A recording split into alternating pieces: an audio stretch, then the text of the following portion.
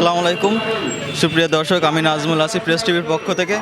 আমি এই মুহূর্তে অবস্থান করছি বেনাপোল মাধ্যমিক বিদ্যালয়ের সামনে। সেখানে ছাত্র সমাজরা মিলে একটি উদ্যোগ নিয়েছে যে এখানে সাধারণ মানুষজন এসে তাদের সামর্থ্য অনুযায়ী তারা বিভিন্ন শুকনা খাবার বা জামা কাপড় এসব তারা এসে এখানে দান করে যাচ্ছেন।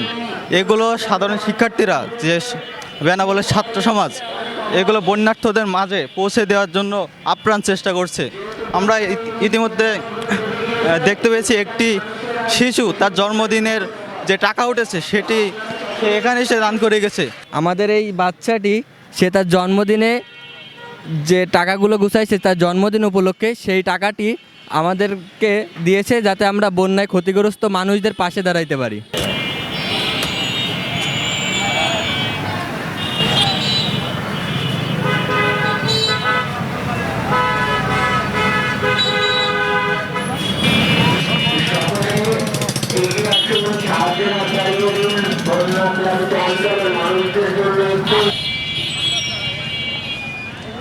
আপনারা বেনাপোলবাসী আমাদের ছাত্র সমাজকে সহযোগিতা করুন। আমরা বেনাপোলবাসীর কাছে চিরঋণী হয়ে থাকবো। আজ বেনাপোলবাসী ছাত্র সমাজকে দেখিয়ে দিয়েছে যে বেনাপোলের মানুষ কখনো অন্য জায়গার থেকে পিছিয়ে নেই। প্রতিটা জায়গায় আমাদের টিম সেখানে গিয়েছিল, প্রতিটা মোড়ের টিম ছিল, তো তারা সব জায়গা থেকেই কালেকশন করেছে। তো আমরা এখানে প্রমাণ পেয়েছি যে বেনাপোলের মানুষ কোথাও পিছিয়ে নেই। আজ বাংলাদেশের প্রায় কয়েকটি অঞ্চল বন্যায় প্লাবিত। এই অঞ্চলের মানুষগুলোকে আমরা সবাই আজ ধর্ম বর্ণ দলমত নির্বিশেষে আজ ঐক্য হয়ে সবাই আমরা